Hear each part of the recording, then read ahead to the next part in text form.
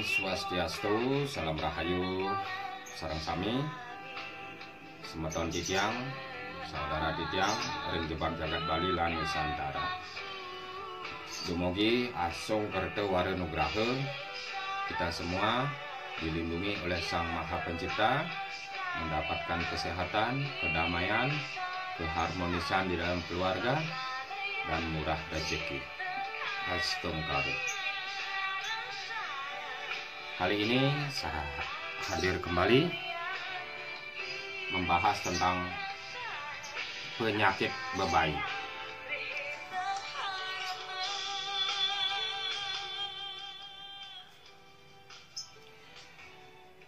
Penyakit bebai. Apa itu bebai?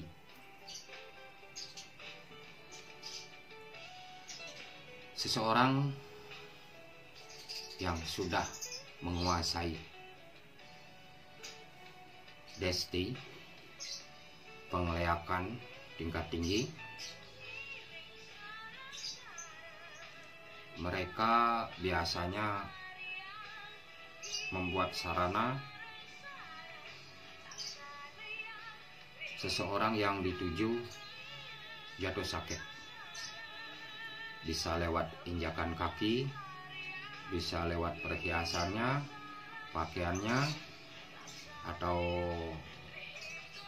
barang-barang yang dituju itu. Dengan cara diambil secara sembunyi-sembunyi. Nah, itulah dikasih ucapan mantra. Dibolak-balik, akhirnya orang yang dituju itu menjadi sakit. Tanpa semua itu, mereka tidak akan bisa. Yang pertama, itu yang saya bicarakan. Yang kedua, orang yang mau menyakiti dikasih sinyal di areal pekarangan rumahnya yang dituju. Biasanya diangkul-angkul, kalau di orang Bali itu diangkul-angkul, di baru masuk mau ke rumah areal pekarangannya. Itu dikasih sedikit cipratan, sehingga tanpa disadari kemungkinan nyapu ini yang orang yang dituju, sehingga menginjak sarana tersebut tanpa bisa kita lihat secara kasat mata begini. Nah, setelah sarana itu tersebut diinjak, paling antara 3 hari, 5 hari, atau 7 hari, orang yang menginjak itu seperti kakinya seperti kesemutan. Nah, kalau zaman sekarang yang terkenal penyakit asam urat.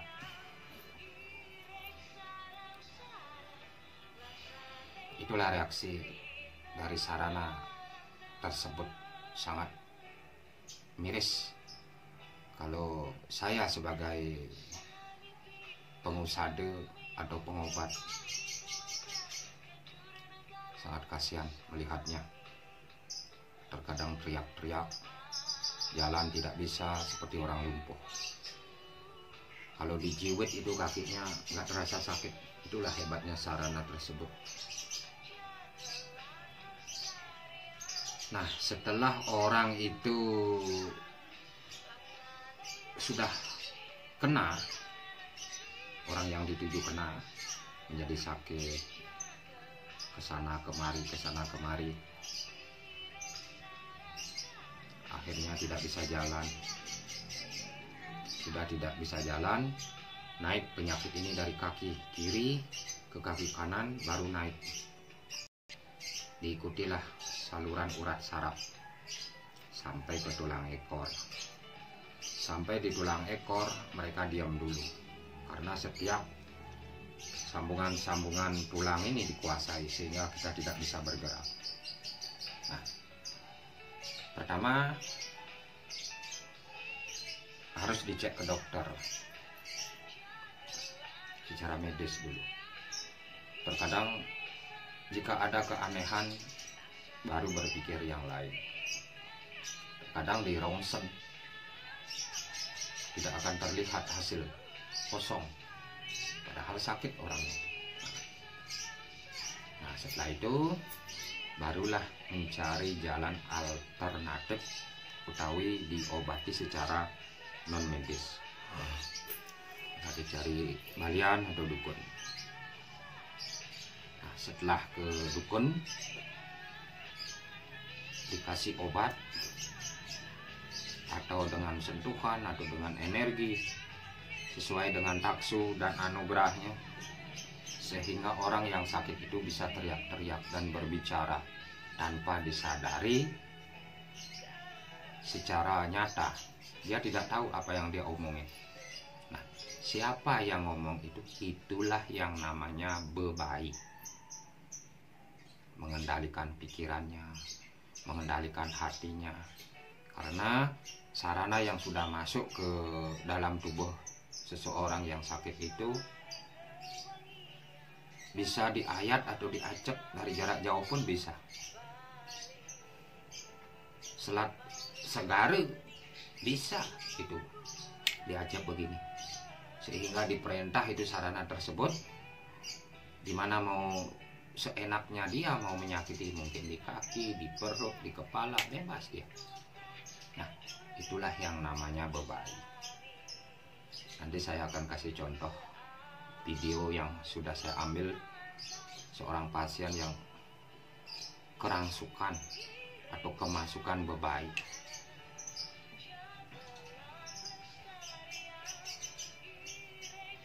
Silakan tonton videonya dulu. Terima kasih.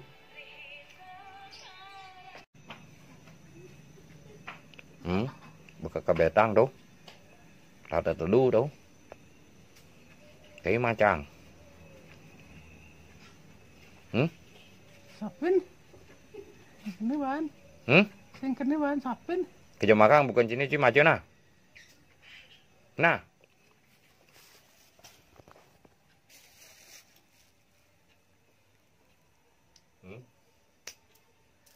Cho lu này. Apa?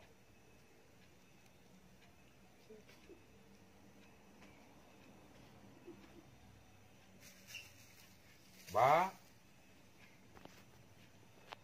Basi. Oh.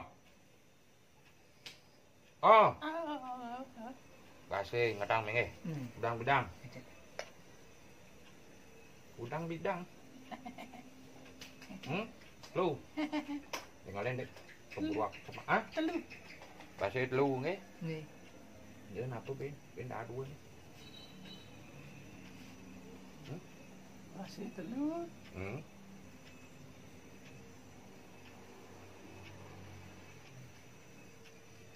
Ben? Bawang. Bawang. Untang nih. Untang bawang. Hei. Bawang. Ben, encik. Adas. Basi apa tuh? Basi biasa? Ani nang. Ani nang itu. Ani benang. Kan itu murad. Nggih. Aku ben obane nang. Masih telu. Ben? Bawang ada. Oh, bawang atas mengi. Gengenang bawang enggak basi mah. Bawang ada. Cakap. Betul. Oh, lolo. Hah? Incuk, peras. Iya nih. Iya nih apa? Kok dia nih? Ungah. Hah? Ungah. Kelungah. Ngadang eh? Adang. Kelungah juga ngadang eh. Korban obat. Ben?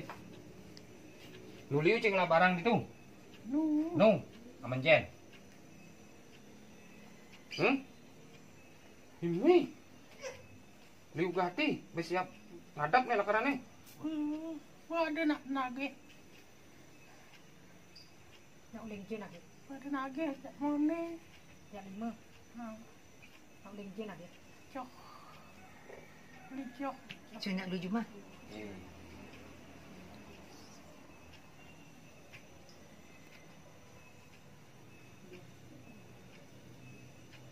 Ini barang saya ini unyeng.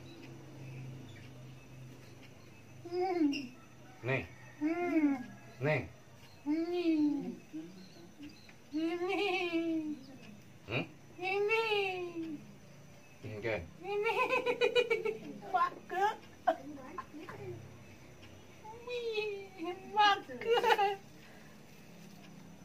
ke. Ini nak mau DP. Bapak DP. DP udah. Udah DP. Kuda 500. Mang juta. Hah? Ini kleng. Ya oke. Paling lapis ya oke ngadep dah. Dan sakit sih. Hmm?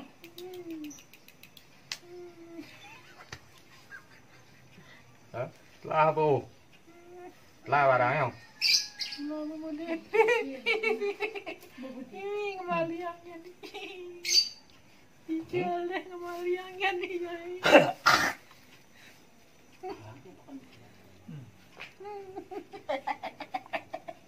Uang, aduh.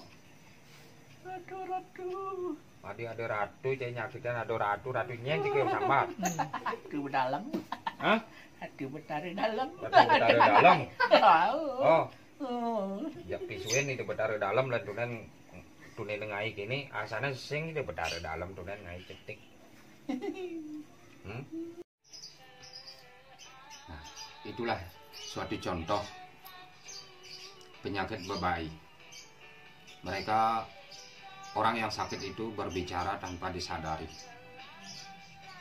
Tahu dia. Nah, itu yang namanya memedi.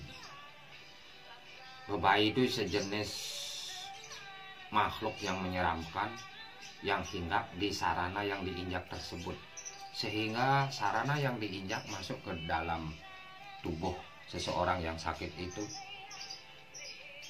Sehingga gampang diperintah oleh yang mempunyai barang tersebut untuk menyakiti orang yang dituju. Nah, sangat hebat dalam keilmuan secara non medis. Terkadang kalau dicek secara medis tak kelihatan, padahal di nyata mereka sakit. Itulah hebatnya ilmu-ilmu itu yang disalahgunakan atau melenceng dari hal-hal dharma atau kebajikan. Kali ini saya kasih solusi untuk mencegah kalau seseorang itu kena penyakit bebai.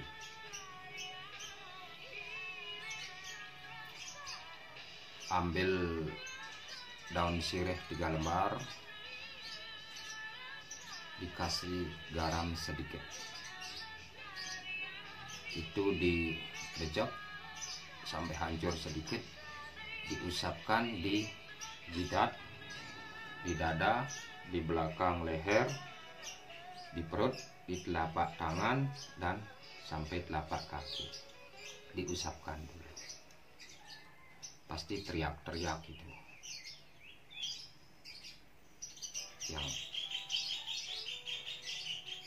masuk ke badan yang sakit. Ya ini sih tergantung anugerah dari beliau. Terkadang juga yang ngambil bisa kalah, bisa diserang balik sama bebai tersebut. Makanya hati-hati, tetap kita berdoa memohon perlindungannya kepada Sang Maha Kuasa. Melanjut lagi, saya kupas kenapa seseorang itu bisa sakit.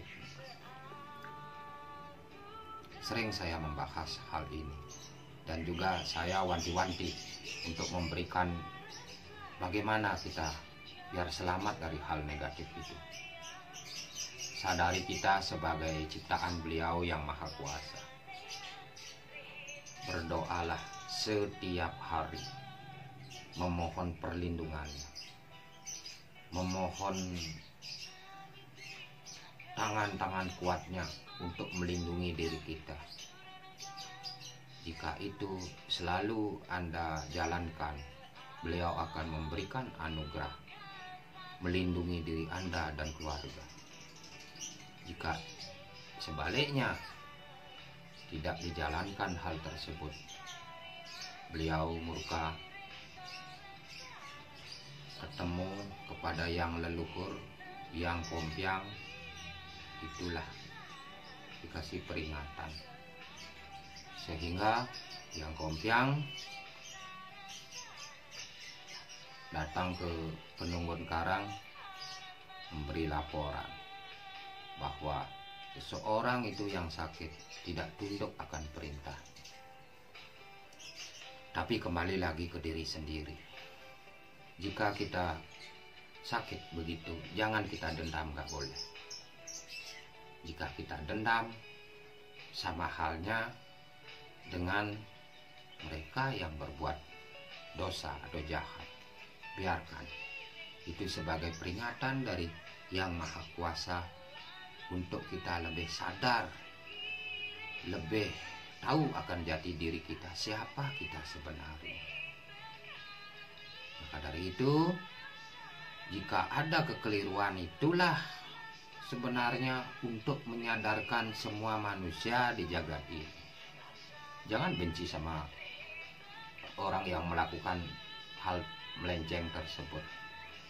Syukurilah, karena di setiap ujian, di setiap perjalanan hidup kita, beliau akan menguji kita selama seumur hidup kita. Terima kasih. Begitulah pengupasan kali ini. Semoga orang yang sakit merasa terbantu. Jangan lupa tonton channel Taru Pingi Channel Bali, alamat Desa Kayu Putih. Terima kasih. Dan juga jangan sungkan-sungkan untuk di WA saya untuk konsultasi. Usade Bali Nusantara.